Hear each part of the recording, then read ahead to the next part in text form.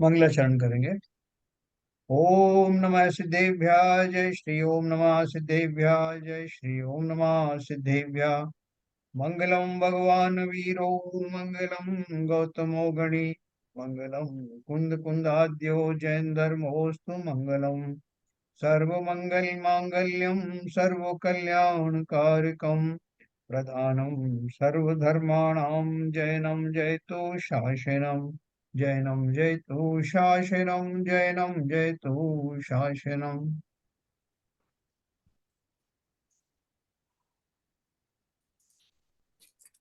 तो हमारी बात चल रही थी मोक्ष मार्ग प्रकाशक के दूसरे अधिकार में प्रविष्ट हम हो गए, जिसमें कर्मों का जो सिद्धांत है वो मुख्य रूप से बताया गया है। तो इसको पढ़ करके हमारी बहुत सारी शंकाएं दूर हो जाएंगी। कर्म क्या होते हैं, कर्मों का बंध कैसे होता है, जीवों के साथ कर्म का बंधन किस प्रकार होता है, जो परमाणु कर्म रूप में परिवर्तन होने की योग्यता रखते हैं वो कैसे विशेषताओं को धारण किए होते हैं, ये सब बातें अपन पढ़ने वाले हैं।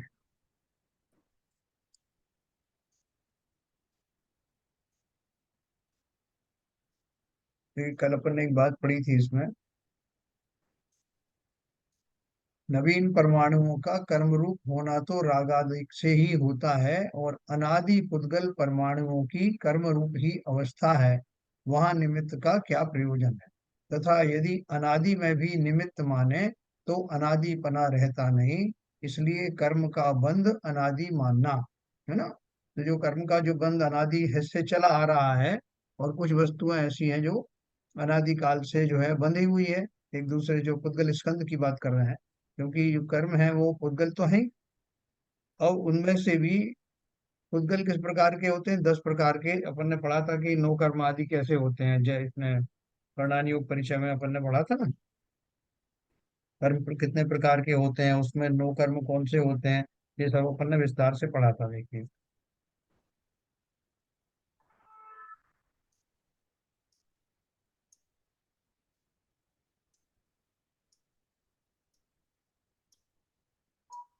मैं आगे आपको बताऊंगा। वो अपन ने एक चार्ट बनाया था जिसमें अपन ने बताया था कि जो वर्गनाएं हैं उनमें से जैसे नो कर्म है, तो नो कर्म के अंतर्गत क्या आता है। जो भाषा वर्गनाएं हैं जिनसे भाषाएं बनती हैं, आहार वर्गनाएं हैं जो आहार आदि शरीर आदि का निर्माण होता है।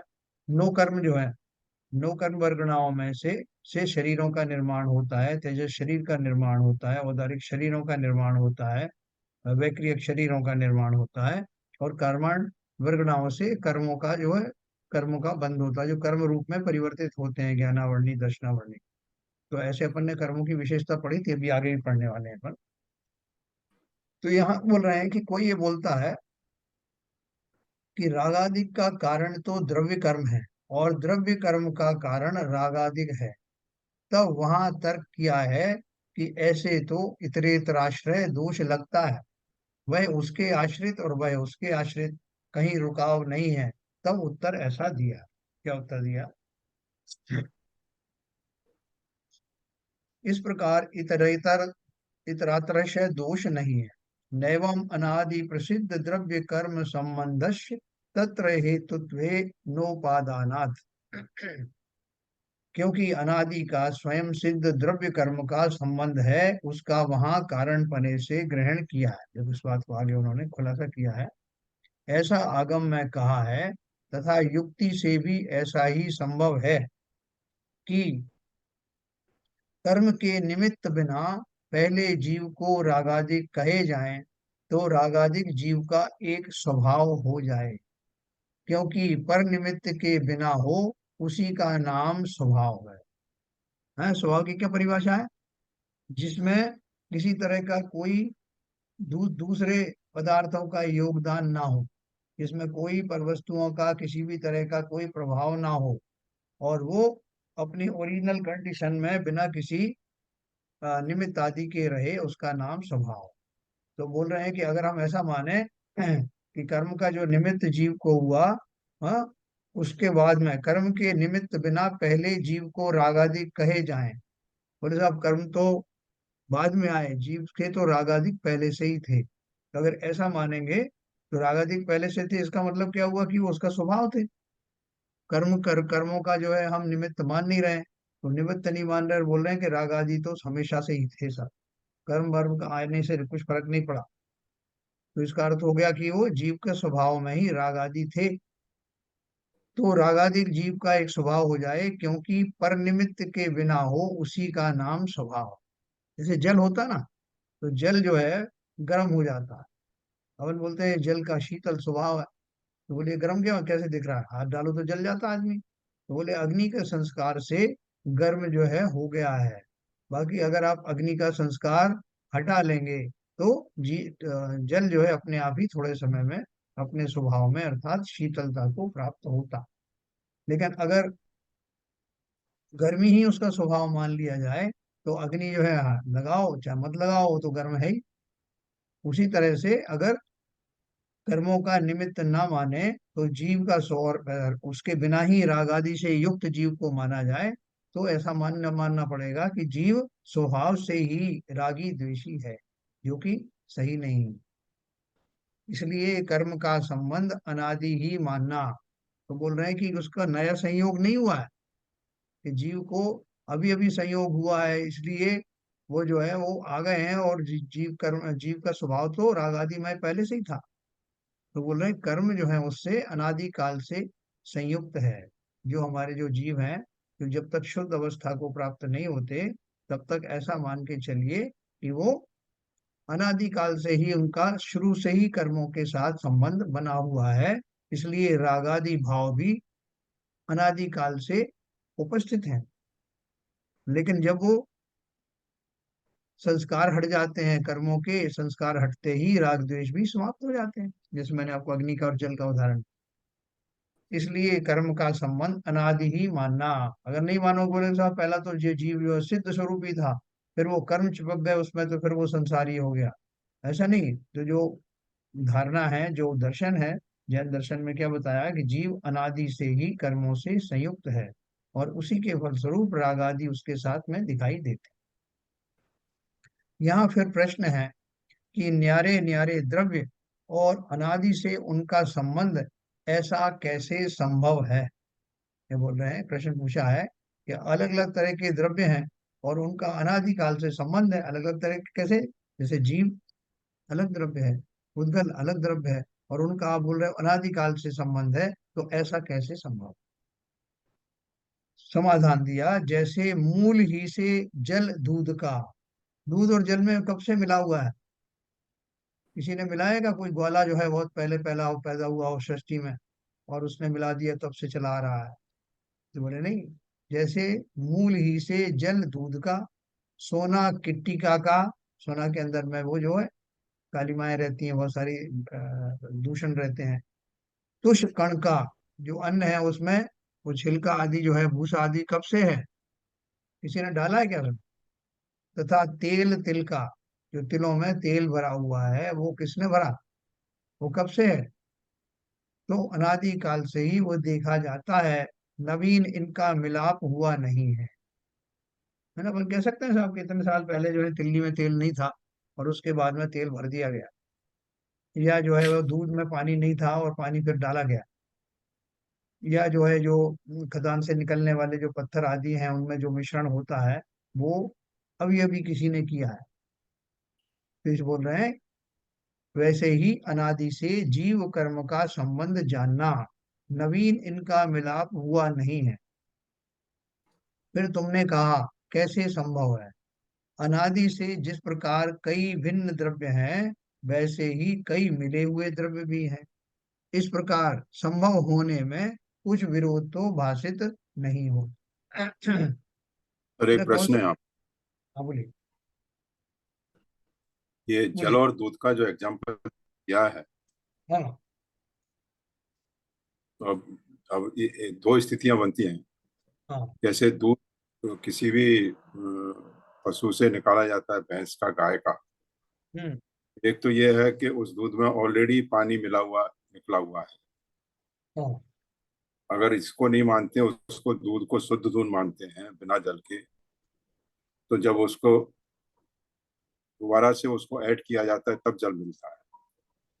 तो मतलब कहने का ये हुआ कि ये अनाज से प्रथा चल रही है, दूध तो शुद्ध निकला, उसमें पानी मिलाया गया। नहीं नहीं, जो शुद्ध निकला तो ना, थोड़ा जैसे आप इसमें शुद्ध कह रहे हो, हाँ, जो शुद्ध निकला, जो थनों में से निकला गाय के, उसमें पानी का कंटेंट रहता कि नहीं रहता? हाँ वही मैं कह रहा हूँ, वो पानी का कंटेंट अगर वो नेचुरल है वो तो अनाज से हाँ, चल रहा है, और जो बाद में मिलाया गया वो तो एक्स्ट्रा पानी मिलाया नहीं उसकी बात नहीं कर रहे हैं, वो अपने ग्वालों की बात नहीं कर गया। रहे हैं, जो अपने डब्बों में डाल के जाते हैं उनकी बात अच्छा, नहीं हो रही। दूध के अंदर ओरिजिनली जो वाटर ओरिजिनल। कंटेंट है हाँ, वो ओरिजिनल। है, जैसे तिलों के अंदर पहले तेल रहता है, उसी हाँ, तरह दूध के अंदर उसके केमिकल कंस्टिट्यूएंट H2O के अवेलेबल हैं। बराबर। ठीक तो है, वही वो क्लियर। कह रहे हैं कि अनादि ठीक है। काल से ऐसे ही है, जो व्यवस्था चल रही है, किसी ने मिलाया थोड़ी कि गाय के पेट में बैठ गया और वहां पानी भर रहा है उसके अंदर, है ना? दूध का जो है आप एनालिसिस करेंगे तो इतने परसेंट उसमें पानी होता है, इतना परसेंट ये होता है। Yes yes. और दूसरी बात एक और है कि वो अनादि से मिला हुआ होने के बाद भी, चूंकि मिला हुआ है इसलिए अलग भी किया जा सकता यस। है ना? अपन ने सुना है कि वो हंस पक्षी होता है, वो उसमें से जब दूध पीता है तो हाँ, पानी पानी छोड़ देता है और दूध के कण पी जाता उससे उससे क्लियर हो जाता है कि उसमें है। पानी। हाँ, कि वो द्रव्य मिले हुए दिखाई देते हैं अनादिकाल से, लेकिन है वो अलग अलग। इसी प्रकार से जीव का है कि जीव अनादिकाल से कर्मों से संयुक्त है, लेकिन एक अवस्था आती है कि वो कर्मों से अलग हो जाता है। अलग अलग थे इसलिए अलग अलग किए जा सके। अलग जो नहीं होते हैं, इंटीग्रल पार्ट हैं, वो कभी अलग होते नहीं। जैसे जीव का स्वभाव, उसके ज्ञानादि जो गुण है, वो कभी उससे छूटते नहीं। उद्गल के जो स्पर्श रूप रस गंध आदि जो उसके गुण हैं, वो कभी उससे छूटते नहीं। अगर वो हट गए तो फिर वो द्रव्य ही वैसा द्रव्य रहेगा नहीं। बहुत तो सुंदर। इसलिए अनादि से कैसे संभव है? फिर प्रश्न है कि संबंध अथवा संयोग कहना तब संभव है जब पहले भिन्न हो और फिर मिले। यहाँ अनादि से मिले जीव कर्मों का संबंध कैसे कहा है? देखो, उन्होंने प्रश्न उठाया, बड़ा तगड़ा है। क्या प्रश्न उठाया कि आप जो कह रहे हैं कि उनका संबंध हुआ, उनका संयोग हुआ, तो संयोग तो तब कह सकते हैं जब वो पहले अलग हों और फिर मिल गए हों, लेकिन हमने तो उनको मिलते हुए देखा नहीं, उनको अलग अलग देखा नहीं। वहां अनादि से मिले जीव कर्मों का संबंध कैसे कहा है? उसका समाधान उन्होंने दिया। अनादि से तो मिले थे, परंतु बाद में भिन्न हुए तब जाना कि भिन्न थे। जैसे मैंने आपको दूध का उदाहरण दिया ना, अनादि से दूध तो अपन इसी अवस्था में देखते हैं, अपन को भी मालूम है कि इसमें पानी जो है उसमें इसका एक पार्ट है। लेकिन जब वो हंस द्वारा अलग किया गया या वही प्रक्रिया से अलग किया गया, तब हमें मालूम पड़ा, अरे ये अलग ही था, तभी तो अलग किया जा सका, है ना? अभी आप देखो, कोई एक अपनी असेंबली कहीं से आई और उस असेंबली में कुछ अलग से पार्ट जोड़ दिए गए, स्क्रू से या किसी तरह से वेल्डिंग से। तो जो अलग से जोड़े गए हैं उनको अलग कर देते हैं, लेकिन जो पार्ट एक ही है, होमोजेनियस है, इंटीग्रल है, उसको अलग कैसे करोगे? फिर तो वो टूट ही जाएगा। तो इसी प्रकार से वो बोल रहे हैं कि कई बार हमें भ्रम हो जाता है कि वो एक ही पदार्थ है, लेकिन जो अलग किए जा सकते हैं वो अलग होते ही इसलिए हैं क्योंकि वो अलग ही थे। अनादि से तो मिले थे, परंतु बाद में भिन्न हुए तब जाना कि भिन्न थे। जैसे शरीर का और आत्मा का बताया मैंने आपको, दूध का और पानी का बताया, है ना? या जो खदान में पड़े हुए जो खनिज पदार्थ थे, वो वहां से निकाले तो आप लेके आओगे तो एक पत्थर का या मिट्टी का डेला है, उसमें स्वर्ण भी है, स्वर्ण के कण भी मौजूद हैं। जब आप उनको अलग अलग करोगे, अशुद्धियों को अलग करोगे, तब उसमें से सोना अलग निकलेगा। मालूम पड़ा कि ये अनादिकाल से और फॉर्म में स्वर्ण आदि ऐसे ही पाए जाते हैं, लेकिन उसको वो सब बाकी सब अगर अलग नहीं किए जा सकते तो स्वर्ण अलग होता नहीं। इसलिए इस प्रकार अनुमान से तथा केवल ज्ञान से तो भाई साहब प्रत्यक्ष। एक सेकंड, भाई साहब एक हाँ, सेकंड। बोलिए तो बोलिए। इसका मतलब ये हुआ कि जीव जो है संसार में रह करके तो रागी द्वेषी रहेगा ही रहेगा। संसार में रह के। संसार में जब तक है तब तक हाँ, जीव रागी द्वेषी रहेगा। बिल्कुल संसार रहेगा। में रहकर एक सेकंड मैं इसलिए कह रहा हूँ हाँ, क्योंकि अनादि से ही जीव कर्म कर्म से संबंध है उसका। हम्म, कर्म और जीव और कर्म बंधे हुए हैं, हाँ, मतलब जीव ही। तो अब ये अगर कर्म को निमित्त मानते हैं वो कर्म का राग राग राग बताते हैं, कर्म को निमित्त है उसका। तो ये इसका मतलब संसार में जब तक जीव है, संसार में, तब तक तो जीव राग ही रहेगा, और जब सिद्ध हो जाएगा तो वो स्वभाव में आ जाएगा। इसका मतलब ये हुआ, तो संसार में रह करके जीव स्वभाव में हो ही नहीं सकता। हाँ, देखो इसमें ये एक छोटा सा आप कोई कह सकता है, आपने तो कहा नहीं, कोई कह सकता है कि अनंत भगवान भी तो संसार में ही रहते हैं। हाँ, और वो भी बिना रागी, यही यही सब मतलब मेरा यही सोच कर तो मैंने ये शंका प्रश्न की किया। है। यही अच्छा, सोच के ओके। शंका की है कि जब हाँ, हाँ, संसार में हाँ, रहते हुए अनंत जो है बिना रागी द्वेषी मान रहे हो उन्हें, और हाँ। इधर इधर इधर जीव को बना रहे हो, क्या नाम है, उससे निमित्त, उससे उसका निमित्त बना रहे हो। तो ये जो दो चीज कैसे हो गई, ये समझाओ तो जरा। देखो, संसार में रहने का अर्थ क्या है? क्षेत्र की अपेक्षा से नहीं कि संसार के क्षेत्र में रह रहे हैं इसलिए रागी द्वेषी रहेंगे ही। अपने को मानो कि जिनेंद्र देव को भाव मोक्ष तो हो जाता है ना, खाली फिजिकल मोक्ष बाकी है, द्रव्य मोक्ष बाकी है। तो हाँ वो जो कर्मों का जो संयोग था मुख्य रूप से, जो आप देखो, आपकी बात दोनों तरह से सिद्ध करता हूँ। हाँ जो उनके जो मुख्य कर्म है राग द्वेष आदि जिनसे होते हैं, वो मोहनी कर्म तो चला गया उनका। हाँ। लेकिन अभी चार अघातिया कर्म बाकी हैं, हम्म। इसलिए संसार में उनकी अवस्था बनी हुई है, शरीर आदि बने हुए हैं। तो राग द्वेष रूप जो परिणाम है वो मोहिनी कर्म के कारण थे, वो कर्म तो निकल गए। लेकिन जिन कर्मों से शरीर यही रहता है, शरीर आत्मा से जुड़ा रहता है, वो कर्म अभी बाकी है। इसलिए जी इसी संसार स्वभाव में में, तो आया नहीं ना जी अभी। नहीं, स्वभाव क्या है उनका? स्वभाव तो जीव का जीव जो का स्वभाव, कर्म रहित है स्वभाव उसका। हाँ, तो वो एक खोल है, एक बड़ा सा एक खोल के अंदर में, कैबिनेट के अंदर में आप रह रहे हैं। एक मकान के अंदर रहते हो ना अपन, हाँ मकान के अंदर अपन रहते हैं, कितने साल से रह रहे हैं? बोले साहब करीब 80 साल तो हो गए। तो अरे, इस मकान के अंदर में ये सीमेंट से बना हुआ है, लोहे से बना है। आप कितनी बार लोहे बने और कितनी बार सीमेंट बने, और कितनी बार आपको ये भाव आया कि ये मेरा मकान नहीं है? हम इस संसार में रहते हैं तो अपने मोह कर्म के कारण ही अपनत्व की भावना करते हैं कि ये मेरा है, वो मेरा है। इसी तरह से मकान में रहने वाला जो जिस तरह से अपने आप से जुड़ा रहता है मोहिनी कर्म से, वास्तव में जुड़ता नहीं है, उसी प्रकार से शरीर में रहने वाले हम सब, आप भी इस मोह के वश से ही ऐसा मानते हैं कि शरीर में मैं रह रहा हूँ या शरीर मेरा है। वास्तव में तो हम भी अनंत की तरह ही हैं, हम भी सिद्ध की तरह हैं। लेकिन चिंतन में ही फर्क होने के कारण और उस मोहनी कर्म के कारण हम उस शरीर आदि को अपना मानते हैं। हम भी आज ही स्वभाव से, स्वभाव की अपेक्षा हम भी कर्मों से रहित ही हैं। सही बात है, बिल्कुल सही कह रहा हाँ, हूँ, बिल्कुल सही दूसरी कह बात रहा हूँ। जो, हाँ, दूसरी बात आपने कहा कि संसार में रहने वाले सब जीव हैं, तो कंडीशन ये है कि संसार में वही रहेगा जिसको कर्मों का कहीं ना कहीं किसी न किसी रूप में उसको संयोग मिला होगा। तो ये हाँ बात बिल्कुल बिल्कुल सही। सही है। तो संयोग मिला है ना, अघातिया कर्म उनके अभी बाकी है, और जब वो भी निकल जाते हैं तो फिर बोलते हैं यह लोक हमारा वासना, है ना। फिर ये संसार उनको रहने योग्य रहा ही नहीं, उतना काली जितनी देर के लिए वो अघातिया कर्म बाकी है।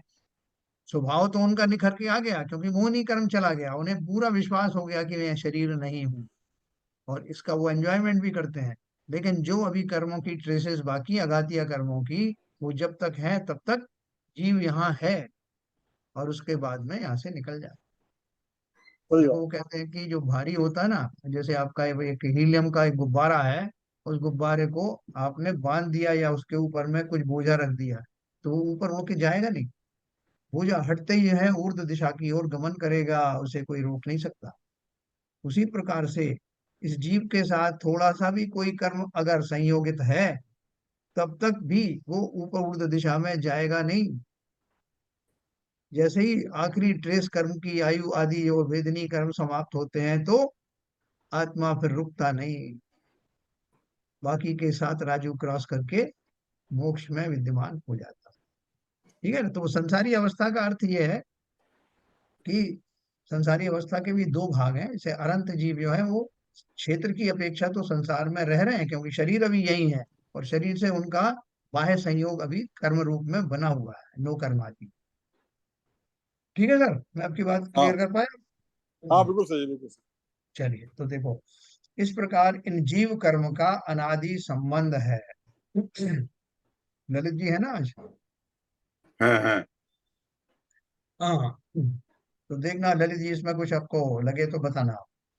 इस प्रकार इन जीव कर्म का अनादि संबंध है। जीव और कर्मों की भिन्नता, देखो ये मेरा पूरा तो सब चैप्टर। पहले पहली जो लाइन थी उसमें डाउट में है थोड़ा सा। जैसे हाँ आप हाँ रागादिक के का निमित्त जो है आप कर्म को निमित्त बता रहे हैं, और साथ में आपने हाँ। संस्कार भी बोला। तो संस्कार की वजह से रागादिक स्वभाव होता है आदमी का, मतलब जो आवरण है जो संस्कार की वजह से बड़ा हुआ है, तो वो संस्कार की वजह से हाँ, व्यवहार है उसका, या कर्म की वजह से है? नहीं, ये कहाँ अब मैंने उदाहरण दिया अग्नि का, उसके लिए बोल रहे हैं? नहीं, अग्नि इसका का संस्कार। स्टॉप में ही है लाइन वो एक्चुअली, जब ये रागादिक के बारे में जो है ना, तो कर्म के निमित्त से, तो कर्म का निमित्त जो है रागादिक के लिए है या संस्कार का निमित्त है?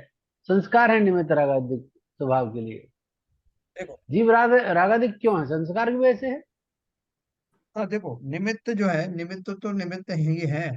आप उनको संस्कार निमित्त कह लीजिए या कर्म निमित्त कह लीजिए, ये कर्म किस वजह से है, अगर आपको पूरी लाइन अपन ड्राइव करें तो देखो, पूर्व में मेरे ऐसे संस्कार थे कि जब मैं उत्पन्न हुआ मुझे मांस भक्षण की इच्छा हुई, फॉर एग्जाम्पल।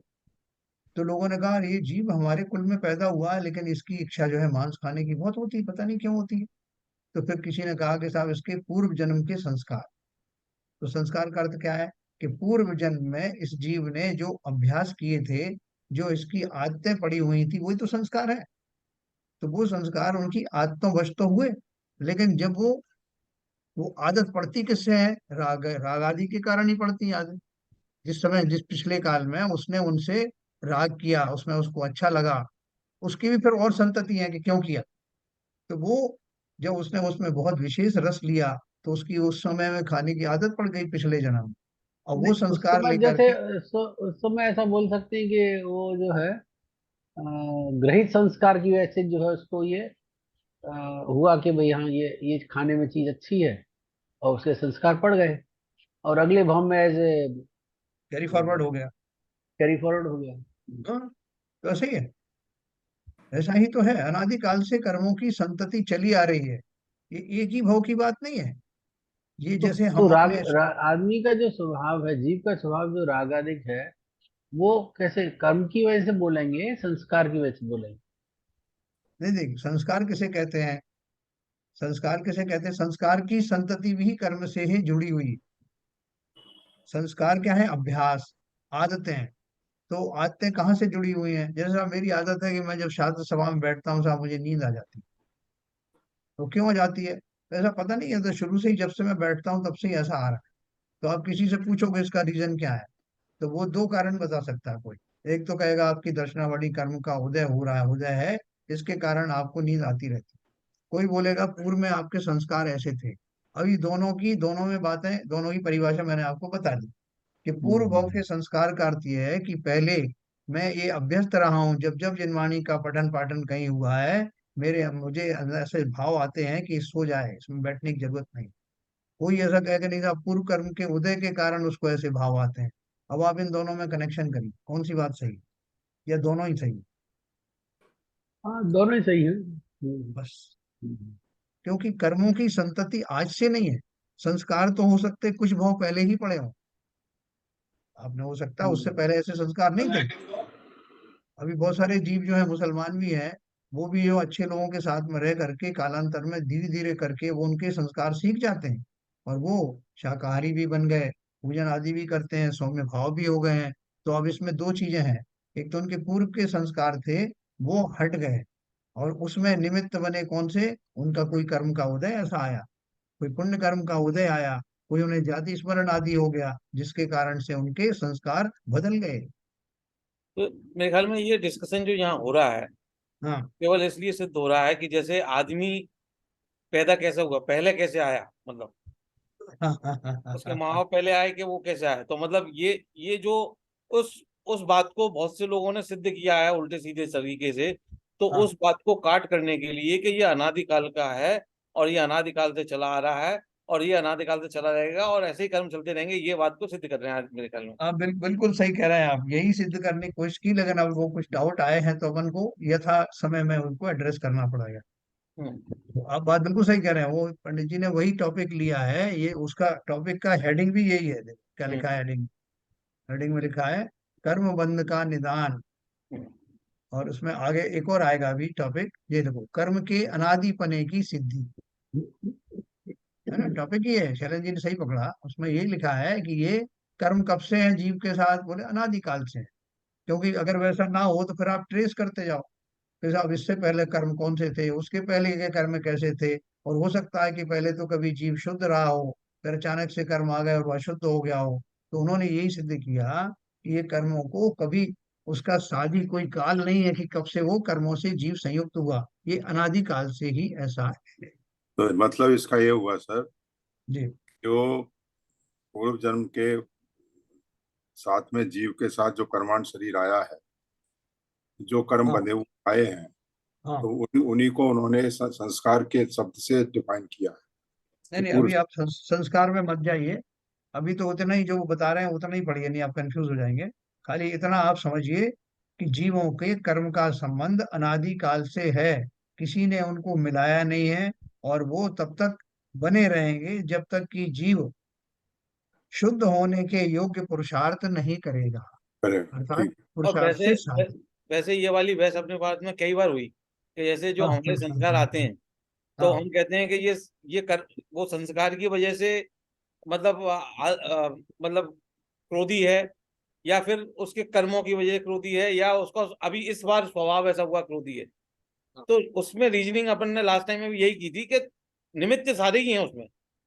मतलब ऐसा कोई नहीं है कि उसका स्वभाव पहले से भी संस्कार हो सकते हैं, यहाँ पे भी कर्मों का ऐसा उसको निमित्त मिल सकता है जिसमें उसको क्रोध आना स्वाभाविक आ जाए, तो वो हो सकता है। लेकिन ये सारी चीजें सिद्ध है, लेकिन जो भी हो रहा है वो हो वो कर्मों के और उसके स्वभाव से ही हो रहा है। देखो कर्मों को मुख्य रूप से आप उसमें सेंट्रल लाइन में रख करके आप देखेंगे तो वो संस्कार उससे ही जनित होते हैं, कर्मों से ही जनित होते हैं। जैसे हम बोले इन आदमी के साथ बड़ा क्रोध का स्वभाव है इनका, या इनके जो है संस्कार बड़े क्रोधमय हैं, तो वो संस्कार के पीछे क्या है, तो कोई बता देगा इनके साथ वो कषायों का जो है उदय चल रहा है। तो वो कहीं ना कहीं कर्म से कनेक्टेड ही है। आपके जो अभ्यास होते हैं, वो जो अभ्यासों को अपन संस्कार कहते हैं, इनकी आदत ऐसी पड़ गई, लेकिन वो आदत की शुरुआत जो हुई, ये जहाँ से हुई या जब भी बनी हुई है, वो सब उसमें कर्मों का अवश्य ही संयोग या निमित्त बनता है। तो वो अपन ये पूरी चीज पढ़ लेंगे, फिर आपको काफी कुछ क्लियर हो जाएगा। शैलन जी ने बहुत सही बात कही कि ये जो जैसा उन्होंने उसकी हेडलाइन में ही बोला है, क्या बोला है कि कर्म कब से है, कर्मों के अनादिपने की सिद्धि की जा रही है। कि कर्म कब से है, अनादिकाल से है। किसी ने जबरदस्ती करके आज कर्म डाले नहीं है। और कोई वो जो अगर डालने वाला होता तो उससे अपन विनय करते कि भैया निकाल लो इनको अपनी माया को। लेकिन अनादिकाल से प्रकृति में ऐसा ही चल रहा है, ये उन्होंने सिद्ध किया है इसमें, है ना। तो इसलिए बोला, देखो उन्होंने बोला ना, अगर कोई ये पूछे, तर्क किया कि रागादिक का कारण तो द्रव्य कर्म है और द्रव्य कर्म का कारण रागादिक है, तब वहां तर्क किया है कि ऐसे तो इतरेतर आश्रय दोष लगता है, वह उसके आश्रय वह उसके आश्रित। तब उसका उत्तर दिया है, इस प्रकार इतरेतर आश्रय दोष नहीं है, क्योंकि अनादि का स्वयं सिद्ध द्रव्य कर्म का संबंध है, ठीक है। उसका वहां कारण पने से ग्रहण किया है। तो अभी इसी बात को पूरी अपन समझ लेते हैं। तो आपको ये समझाने की खाली कोशिश चल रही है कि अनादिकाल से ये संयोग बने हुए हैं। तो इसलिए बोला, यहाँ प्रश्न है कि न्यारे न्यारे द्रव्य और अनादि से उनका संबंध ऐसा कैसे संभव है। उदाहरण दिया, जैसे मूल ही से जल दूध का, सोना कृत्तिका का, तुष कण का तथा तेल तिल का संबंध देखा जाता है, नवीन इनका मिलाप हुआ नहीं है। वैसे ही अनादि से जीव और कर्म का संबंध जानना, नवीन इनका मिलाप हुआ नहीं है। फिर तुमने कहा कि कैसे संभव है, अनादि से जिस प्रकार कई भिन्न द्रव्य हैं, वैसे कई मिले हुए द्रव्य भी हैं, है ना। अभी द्रव्य तो तरह तरह के है ना। जैसे मूंगफली में जो ऊपर छिलका होता है, भारी होता है, उसको जब फोड़ोगे तब उसमें से वो चीज निकलती है। नारियल में ही ऐसा होता है। लेकिन सभी द्रव्यों में इस तरह का नहीं होता, कोई एक हल्का सा छिलका होता है, जैसे आम वगैरह के ऊपर है। तो सब द्रव्यों की अपनी अपना जो है विशेषताएं है ना। तो यहाँ बोल रहे हैं कि, और यह धर्म द्रव्य है, अधर्म द्रव्य है, आकाश द्रव्य है, वो किसी द्रव्य में मिले नहीं है। जब पृथक पृथक ही हैं, सदाकाल से अलग अलग हैं, आज भी अलग हैं।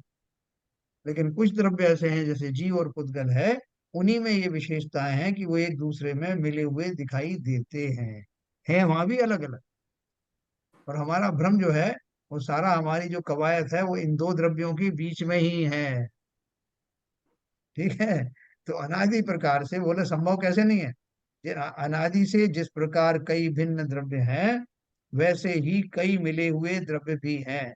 इस प्रकार संभव होने में कुछ विरोध तो भाषित नहीं होता। फिर प्रश्न है कि संबंध अथवा संयोग कहना तब संभव है जब पहले भिन्न हो और फिर से मिले। अब बोले उनका जीव का और कर्म का अनादि से संबंध है, आपने जो संबंध शब्द यूज किया है उस पे उनको किसी को ऑब्जेक्शन है।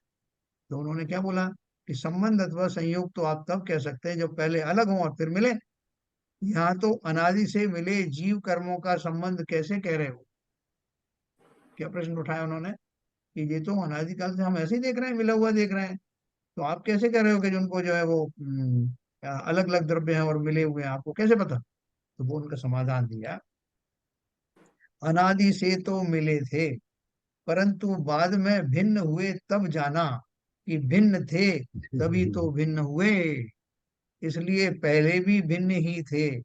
इस प्रकार अनुमान से तथा केवल ज्ञान से प्रत्यक्ष भिन्न भाषित होते, इससे उनका बंधन होने पर भी भिन्नपना पाया जाता है, तथा उस भिन्नता की अपेक्षा उनका संबंध अथवा संयोग कहा है। यानी किस अपेक्षा से कहा है कि वो कभी ना कभी की बात नहीं है, मतलब है ही वो अलग अलग, लेकिन मिले हुए अनादि काल से हैं। और ये कैसे पता लगा कि जब वो अलग हुए तब मालूम पड़ा, ओ अच्छा ये इनके साथ जुड़े हुए थे। आपने देखा है बहुत सारे बहुरूपी दिखाते हैं, एक अंधे के ऊपर, एक व्यक्ति के ऊपर एक अंधा है जैसे, और वो ऊपर बैठा हुआ और एक लंगड़ा, सॉरी लंगड़ा नीचे है और अंधा ऊपर है। तो वो एक को पैरों की जो है उसकी सहायता मिल रही है और दूसरा उससे चल रहा है अपना। तो वो दोनों को जब अलग अलग करते हैं, ऊपर से ओवरकोट पहना देते हैं और एक ही आदमी दिखाई देता है, फिर जब उनको अलग करते हैं, कोट को अलग करते हैं, तब मालूम पड़ता है कि वो अलग अलग थे, भिन्न भिन्न थे। ऐसे संसार में बहुत सारी दृश्य आपको देखने को मिलेंगे जिनमें हमें ऐसा भ्रम हो जाता है कि ये एक ही है, लेकिन कालांतर में जब वो घटना घटित होती है जिसमें वो अलग अलग किए जा सकते हैं, तब मालूम पड़ता है कि ये अलग ही थे। जैसे तिल्ली और तेल है ना, तेल और तिल्ली, मतलब तेल का जो उसमें छिलके भी होते हैं और तिल तेल भी होता है। तो जब उसमें से तेल निकाल दिया जाता है तब अपन को मालूम पड़ता है कि उसमें तेल था, भरा हुआ था, संयोग था उनका पहले से। जैसे अन्न के कण है और भूसा है, तो अपन किसी को नहीं मालूम हो तो भूसे को भी अन्न मान सकता है, लेकिन वो अलग अलग है तो इसलिए अलग किए जा सकते हैं। इस प्रकार इन जीव कर्म का अनादि से संबंध है। ठीक है, अनादिकाल से ये उन्होंने यहाँ सिद्ध किया। फिर और आगे देखो उन्होंने क्या सिद्ध किया है, जीव और कर्मों की भिन्नता, है ना, ये यहाँ उन्होंने जो सिद्ध किया उसको और फर्दर सिद्ध कर रहे हैं। जीव और कर्मों की भिन्नता कैसे, वहां जीव द्रव्य तो देखने जानने रूप चेतना गुण का धारक है, यानी अभी स्वभाव की अपेक्षा से देखो, वहां जीव द्रव्य तो देखने जानने रूप चेतना गुण का धारक है, तथा इंद्रिय गम्य ना होने योग्य अमूर्तिक है।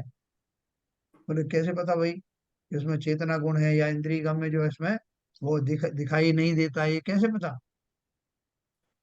और भी उन्होंने चीजें बताई जो अपन बोलेंगे तुम्हें कैसे पता। संकोच विस्तार शक्ति सहित असंख्यात प्रदेशी एक द्रव्य है। बोले पंडित जी आपको किसने बताया कि ऐसा है? केवल ज्ञानी ने बताया, उन्हीं का तो हमने ये सब पढ़ा। तो क्या बताया उन्होंने कि देखने जानने रूप जो चेतना गुण है, जो हमारे अंदर भरा हुआ है, शरीर के अंदर बैठे हुए हम हैं। और कैसे हम हैं कि हम किसी को दिखाई नहीं देते, आंखों से या इंद्रियों से हमारा ग्रहण होता नहीं, इंद्रिय गम्य ना होने योग्य अमूर्तिक है, ऐसा अमूर्तिक है कि इंद्रियों की पकड़ में आता नहीं। और क्या है उसके अंदर में, संकोच विस्तार शक्ति सहित, उसके अंदर कैसी शक्ति है कि जिस शरीर में जाता है, जिस पर्याय में जाता है, उसके प्रदेश में उतने ही मात्रा में फैल जाते हैं, जैसा शरीर होता है उसके अनुरूप वो बन जाते हैं। और जब छोटा शरीर होता है तो वो छोटे में फैल जाते हैं।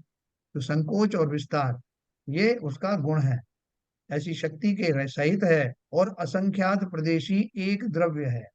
एक द्रव्य मतलब होमोजीनियस है, उसमें फिर और उसके विभाग नहीं किए जा सकते। उसके प्रदेश भी आत्मा के प्रदेश से आप अलग अलग नहीं कर सकते। जैसे आप 2 प्रदेश मुझे दे दो, 4 आप रख लो, है ना। तो प्रदेशों की अपेक्षा से वो प्रदेश का उनका जो प्रसार है, उन सभी प्रदेशों में वही गुण है जो एक प्रदेश में है, वो सभी प्रदेशों में पाया जाता है। और कैसे हैं? असंख्यात प्रदेशी हैं। असंख्यात प्रदेशी का अर्थ क्या है? कि जो जीव द्रव्य है उसका जो कंस्ट्रक्शन है वो आकाश के असंख्यात प्रदेशों को घेरता है, बिंदु मात्र नहीं है। अपन प्रदेश किसको कहते हैं? कि आकाश का वो छोटा से छोटा भाग जिसको एक परमाणु घेरता है। तो चूंकि ये परमाणुओं से तो निर्मित नहीं है, लेकिन अपनी जो उसकी जितने भी फैलाव है, अवगाहना है जीव की, उस अवगाहना से वो मोर देन वन प्रदेश ग्रहण करता है और असंख्यात प्रदेशी है। तो वो कैसे सिद्ध हुआ कि असंख्यात प्रदेशी है? बोले जब केवल ज्ञान रूपी केवल ज्ञान समुद्घात होता है, उस समय जीव के प्रदेश समस्त लोक में फैल जाते हैं और लोक स्वयं में असंख्यात प्रदेशी है। इससे सिद्ध होता है कि जीव की इतनी शक्ति है कि वो असंख्यात प्रदेश घेरता रहता, अभी भी समुद्घात नहीं भी कर रहा है तब भी मोर देन वन प्रदेशों को घेरता। तो इसलिए जो जो उन्होंने बताया, जीव द्रव्य तो देखने जानने रूप चेतना गुण का धारक है तथा इंद्रिय गम्य न होने योग्य अमूर्तिक है। संकोच विस्तार शक्ति सहित असंख्यात प्रदेशी एक द्रव्य है तथा कर्म है।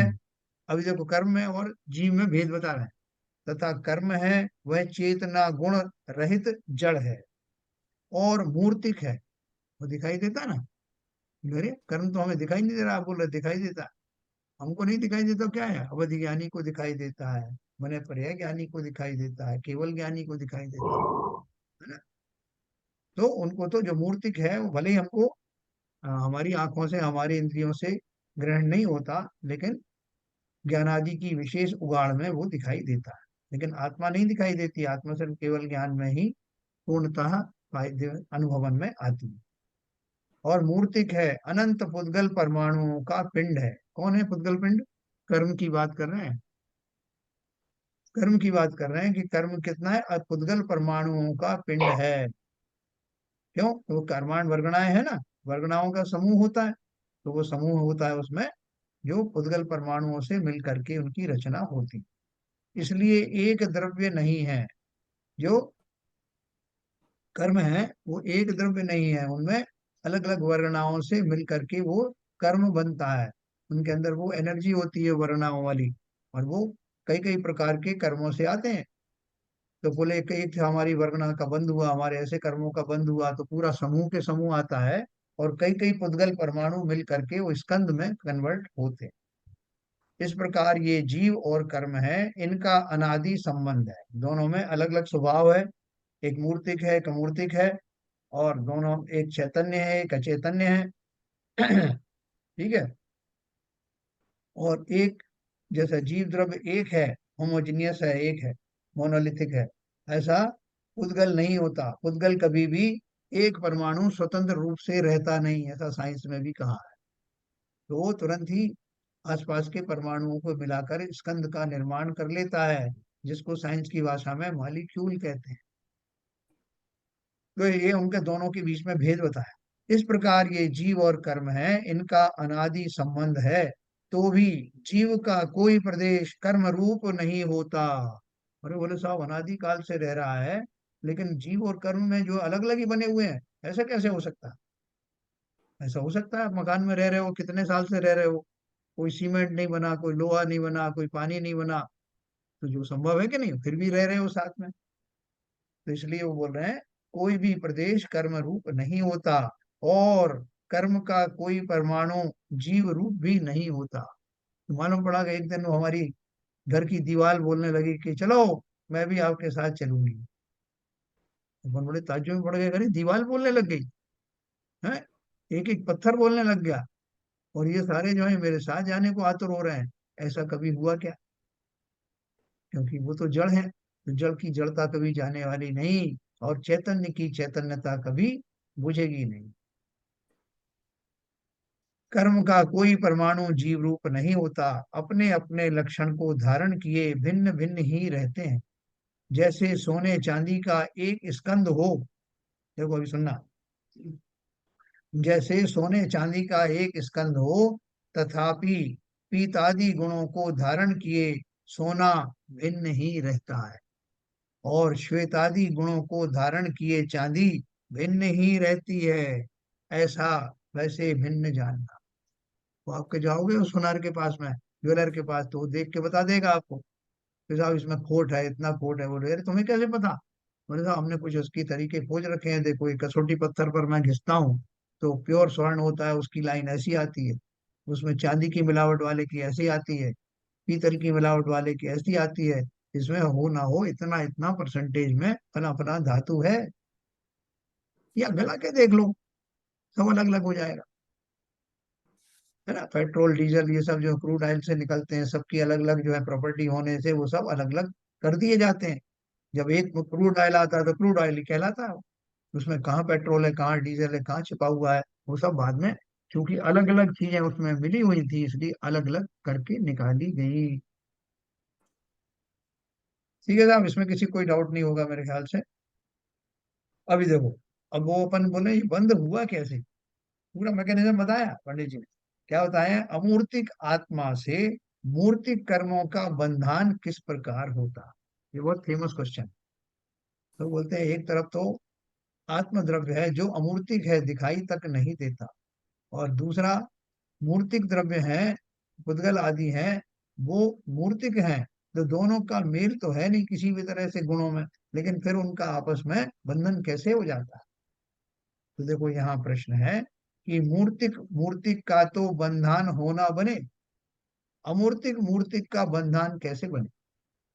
तो जब आपने जो बताया कि पुद्गल का के बारे में बताया कि अलग अलग परमाणुओं का सजाती है ना, सब में वही स्पर्श रूप रसगंध वर्ण आदि जो है गुण सब में है, तो उनका एक परमाणु स्कंद से दूसरे स्कंद का जो है वो बंद होना तो पॉसिबल है, लेकिन जीव तो अलग ही है ना, उसका कैसे आपने बंधन करवा दिया?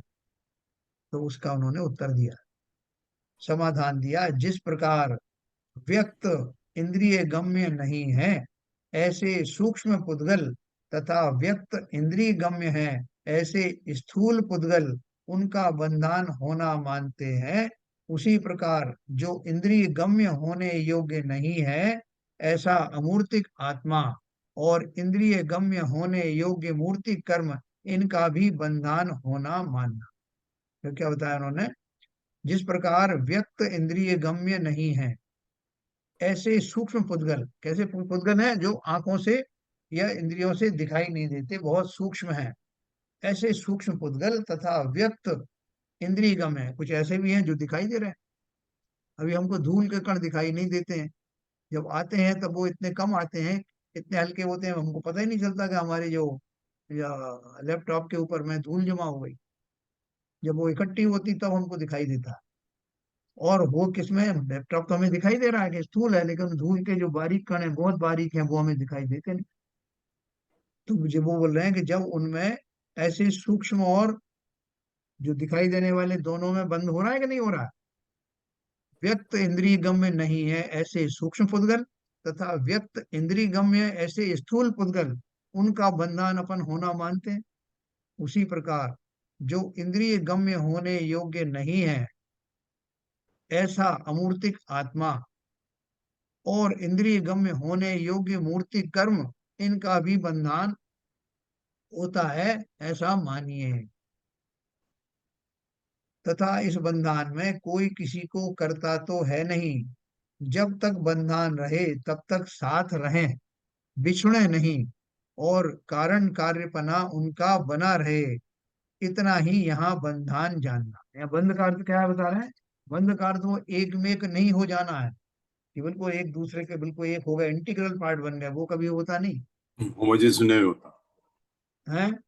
होमोजेनियस नहीं होता। हाँ, होमोजेनियस नहीं बनेगा। अभी आपके लैपटॉप के ऊपर इतने धूल के कण बैठे हुए हैं और आपको लग ही नहीं रहा कि धूल अलग है और ये लैपटॉप अलग है, लेकिन जब आप पहुंचोगे तो आपको मालूम पड़ेगा अरे इसमें इतनी धूल जमी हुई थी।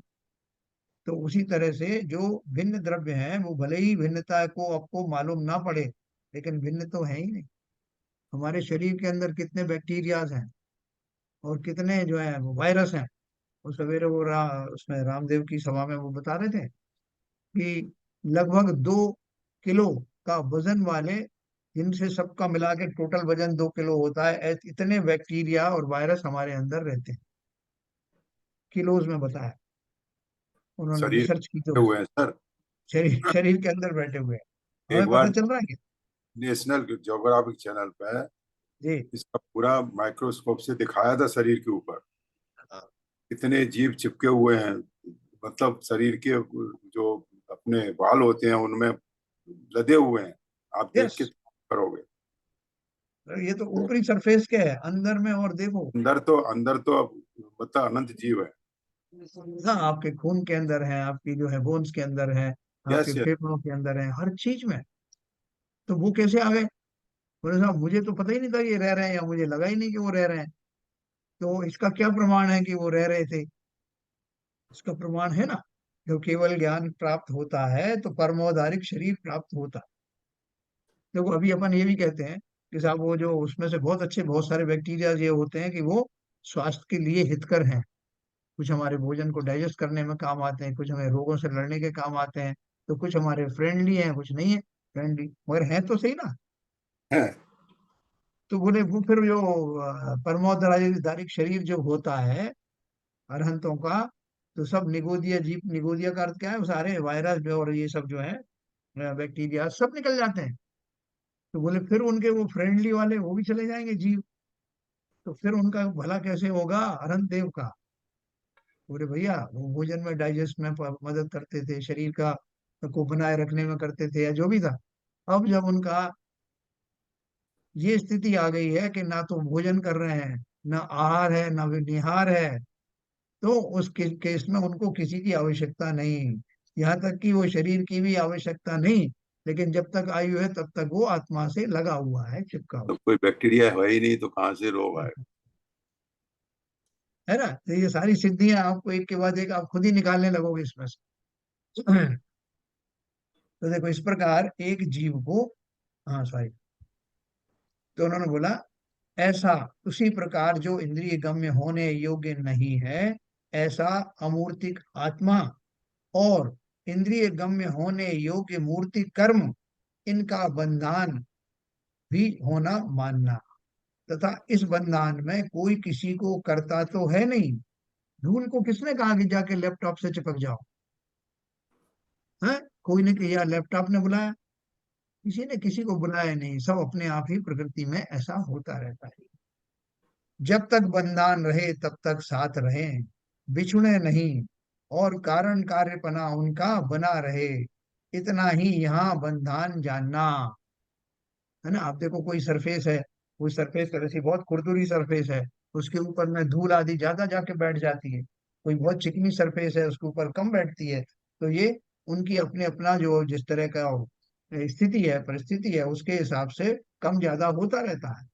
तो वो कोई किसी को करता नहीं है, लेकिन वो स्वभाव ऐसा ही है कि कहाँ ज्यादा परमाणु इकट्ठे होंगे, कहाँ अट्रैक्ट होंगे, उस तरह की कैसी सरफेस होगी। इसलिए बोला कि जब तक बंधन रहे तब तक साथ रहे। एक दिन आपके मन आया कि यार बहुत ये गंदा हो गया होगा, अभी इसको मैं पहुंचता हूँ, तो आपने एक सूखे कपड़े से पहुंच दिया अपना टीवी या जो भी लैपटॉप। लेकिन उसके बाद फिर आपको देखने में आया कि इतना पहुंचने के बाद भी बहुत स्वच्छता नहीं आई है, इसका मतलब कण कुछ और है मौजूद। तो आपने गीले कपड़े से और उससे जिससे भी पहुंचा पहुंच दिया। लेकिन जितने समय तक आपको ऐसे भाव ही नहीं आए पहुंचने के, तब तक तो उनका संयोग बना रहा। इसलिए उन्होंने बोला जब तक बंधन रहे तब तक साथ रहे, बिछुड़े नहीं, और कारण कार्यपना उनका बना रहे। वो उसमें खिड़की खुली हुई है और उसमें कारण है और धूल के आने का, और उस सरफेस मौजूद है, उस पर चिपकती रहती है, तो कारण कार्यपना बना रहा। इतना ही यहाँ बंधन जानना। किसी दिन आपको मन में आया कि इसको पैक करके रख देते, इसको कवर कर देते, तो उस दिन धूल नहीं चढ़ी। ठीक है ना। तो इसलिए वो बोल रहे हैं कि जैसा आपने, जब तक उनका संयोग रहा, जब तक बंधन रहे तब तक साथ रहे, बिछड़े नहीं, और कारण कार्यपना उनका बना रहे, इतना ही यहाँ बंधन जानना। सभी चीजों का बंधन इसी तरह से होता है। सो मूर्तिक अमूर्तिक के इस प्रकार बंधन होने में कुछ विरोध नहीं है ना। क्योंकि लोगों ने कहा आत्मा और भौगोलिक वस्तुएं, शरीर आदि, उनका बंधन कैसे हो सकता है, तो उन्होंने ये बताया। अब आगे आ रहा है नहीं, कि लेकिन सर इसमें इसमें तो एक्चुअली उन्होंने यही बोल दिया कि इसको ऐसा मानना है, इसको ऐसा जानना। तो क्या ऐसा करें बताओ। क्यों है, ऐसा नहीं कुछ बताया इन्होंने। केवल बोला इनका बंधन होना मानना, हाँ ऐसा जानना। तो वो तो ठीक है फिर, मतलब ऐसा मान लो, बस ये बोल दिया उन्होंने तो। भाई देखो, बहुत सारी चीजें केवल ज्ञान गम्य है ना। आपको कैसे पता कि हम पहले से नहीं थे और हम अभी आए हैं। हमारे इतने भाव हुए, आपने कुछ तो मान्यता होके चलिए अगर ना, हम अगर हम सर्वज्ञ। ये बोल देते हैं सर कि केवल गम्य है, फिर तो हाँ, हमारे पास उसका जवाब नहीं ना। अगर कोई चीज हम एक्सप्लेन करें ये क्यों होती हाँ, है, कि नहीं ऐसा होता है, ये चीज केवल गम्य है, हाँ। तो हमारे पास उसका जवाब नहीं ना फिर। नहीं, देखो, ये वो बोल रहे हैं। बहुत बढ़िया। बोले या तो एक झटके में ये बोल नहीं, दो मेरे कि को या तो मैं एक्चुअली थोड़ा मुझे ऐसा पूछा खराब भी लगा, शायद आपको लगे कि ऐसा मैं क्यों पूछ रहा हूँ।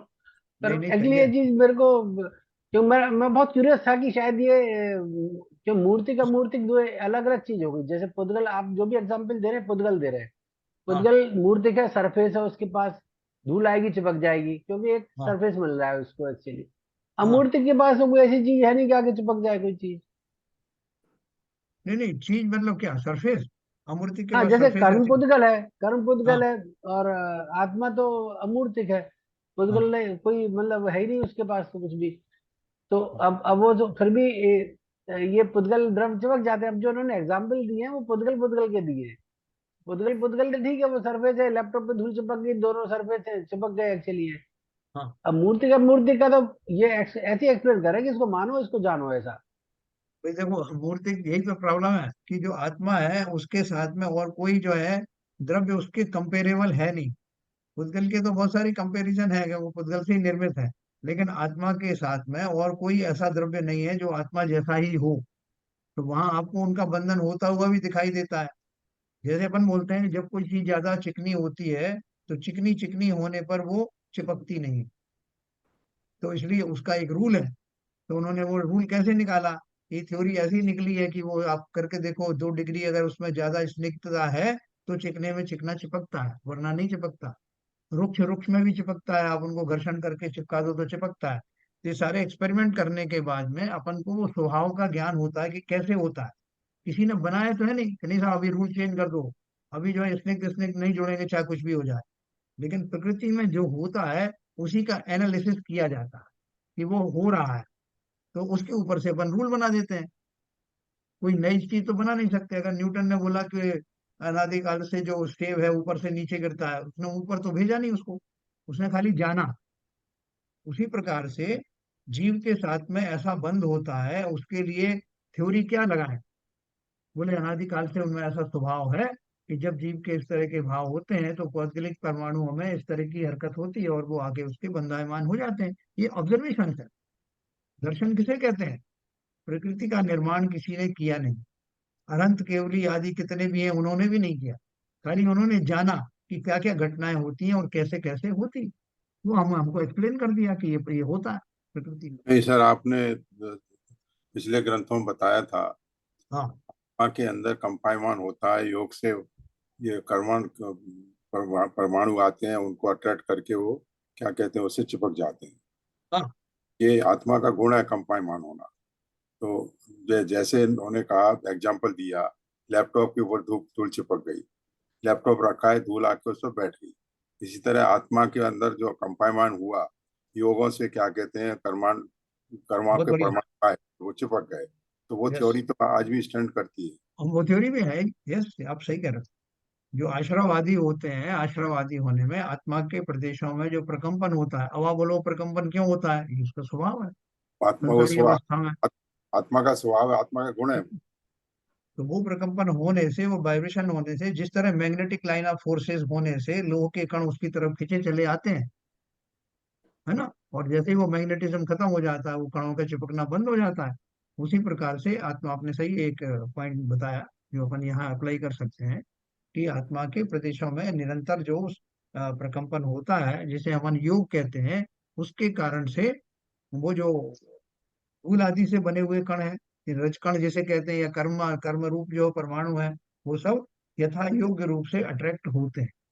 और उनका आश्रम होना, ये बोध कर्मों के उनके आत्मा के प्रदेशों के आसपास आ जाना, ये उसी के कारणवश होते हैं। तो नहीं, ये कारण थोड़ा, आपने यही बताया, वो 8 कर्मों के अलग अलग तरह के अलग हाँ, अलग ग्रुप बनते हैं, ग्रुप में जाके अलग अलग उसमें जाके अपने सेपरेट उसमें जाके उनके कर्मांत शरीर में जाके बैठ जाते और देखो उसमें कितनी बढ़िया अरेंजमेंट, कितना अच्छा है कि जैसे हम एक ग्रास भोजन करते हैं, तो एक ग्रास भोजन करने में बहुत सारे उसमें तत्व होते हैं, उसमें विटामिन भी होते हैं, उसमें मिनरल्स भी होते हैं, उसमें प्रोटीन्स भी होते हैं। और हमको नहीं पता कि कौन से में क्या है, हम तो भोजन कर लेते हैं। उसके बाद में जो हमारे ऑर्गन्स हैं वो उसको अलग अलग करते हैं, और वो अलग अलग उनका जो है भाव होता है। उसी प्रकार से एक बार में ग्रहण किए गए कर्मों का समूह, वो ग्रहण करने में वो दो दो मैकेनिज्म होते हैं, एक भाव भाव कर्म होते हैं, एक द्रव्य कर्म होते हैं। हैं, सब कर्म होते हैं। है ना। तो भाव कर्म तो क्या है कि जीव के भाव होते समय, जिस समय ऐसे भाव बनते हैं, उस समय उसके आत्म प्रदेशों में उसका प्रकंपन भी चल रहा है। तो वहाँ फिजिकली फिजिकली वो कर्म अट्रैक्ट होते हैं, उनका आश्रम होता है। और वो फिर मन में वो कैसा, कितना भाव हमारा कैसा था, उसके हिसाब से उनका डिस्ट्रीब्यूशन होता है। ये सब हाँ, इसमें आने वाला उसी हिसाब से उसकी स्थिति और अनुभव बनती बनता है, अनुभव अनुभव बनता है, ये सब इसमें आने वाला है। अभी खाली उन्होंने ऊपर ऊपर से बताया आपको कि आप ये मान के चलो कि ये होता है, ये है। घटनाएं होती हैं। आगे के जो चैप्टर हैं उन सब में आपको ये सारी चीजें भी बताएंगे। ठीक है सर, वो थ्योरी तो जी आपको जी। ठीक लगी ना, वो हाँ जी मैकेनिकल। हाँ चलो, जी। चलो सीबीएन साहब ने टाइम भी वो वाला अरे वो याद सिद्धांत। आया मेरे को, सृजन साहब ने जो पुरानी बात याद दिलाई ना, तो याद आ गई एक्चुअली ये। नहीं, मैं जब जैन साहब इसका विवेचन कर रहे थे, मेरे मानस पलट पे पीछे यही था कि इसका हाँ कारण क्या एक्चुअली। हाँ हाँ। बहुत बढ़िया। देखो अभी जो अपन ने अभी भी बात पढ़ी, एक्चुअली मैं चाह रहा था कि जो उन्होंने पंडित जी ने जो जो वक्तव्य दिए उसी का अर्थ करता रहूं, लेकिन अभी दूसरे सिद्धांत जो है बस अपने आप ही आगे आने वाले हैं, इसलिए मैंने उसको छेड़ा नहीं। लेकिन आगे आप देखेंगे बहुत बारीक बातें आएंगी कि मोनी कर्म के परमाणु कैसे आते हैं, दूसरे परमाणु कैसे आते हैं, उनमें क्या क्या होता है, ये पूरा रहस्य इसमें भरा हुआ है। तो इसलिए आप हम्म। जाने उसमें फिजिकल और मेंटल दोनों चीजों का संयोग केमिकल और टेक्निकल एनालिटिकल एनालिसिस। है। नहीं, बहुत अच्छा है। देखो आपने जो आज ललित जी ने जो प्रश्न उठाए हैं वो बराबर है। क्योंकि क्या है कि हम जब तक कि हमें कोई मैकेनिज्म पता नहीं लगेगा क्या मैकेनिज्म होता है, कैसे होता है, तो उन्होंने बोला ना कि आप तो फिर एक बात में एक लाइन में बोल देते हैं, जैसे कि वहां बोलते हैं, मुस्लिम धर्म में बोलते हैं कि आप यकीन करिए, बस यकीन के अलावा कुछ नहीं। लेकिन हमारे यहाँ तो आचार्य ने कहा कि यकीन मत करिए जब नहीं तो तक इसलिए आप खुद एनालिस हाँ ये तो ललित जी का बहुत स्थूल सवाल फेंक देते हैं। हाँ। नहीं नहीं, पर मेरे को बहुत डर लग रहा था बहुत ऐसा पूछने बहुत में, बहुत पर अच्छा मैंने लगा। हिम्मत की। नहीं नहीं, नहीं नहीं, बहुत अच्छा आप चिंता मत करो, आप जो भी आपको समझ में आए बोलिए, और वो नियम से सही ही होगा। क्योंकि वो अपना अपना नय है ना, किस नय से आपने पूछा है उस नय से वो सही है। जी। तो चलो बहुत अपन कल इसके बारे में आपके प्रश्न बहुत ही बढ़िया होते हैं साहब, बहुत बहुत एंजॉय करते हैं हम लोग नहीं, बढ़िया है, एक्चुअली। बहुत अच्छा। हाँ, तो कल अपन देखो ये पढ़ने जा रहे हैं घाती और अघाती कर्म और उनका कार्य। तो बहुत इसमें बढ़िया, सब बहुत आएगा कि वो आते क्यों हैं, और घात क्या करके जाते हैं। अघाती कर्म है वो क्या सुहावने होते हैं, वो कुछ घात नहीं करते। ये सब जो अपने को पढ़ेंगे। फिर देखो आगे आएगा, निर्बल जड़ कर्मों द्वारा जीव के स्वभाव का घात कैसे हो जाता। और मैं अच्छे भाव करता हूँ तो जो बाहर की सामग्री है कैसे आ जाती, भगवान भेजते हैं, देवता लेके आते हैं, मैं स्वयं लेके आ जाता हूँ, उड़ के चली आती हैं, कैसे हो। ये पूरा मैकेनिज्म अपन पढ़ेंगे, और इसमें जो भी आपके प्रश्न हो वो आप कर देंगे। ठीक है, समय हो गया। ये वाणी स्थिति का।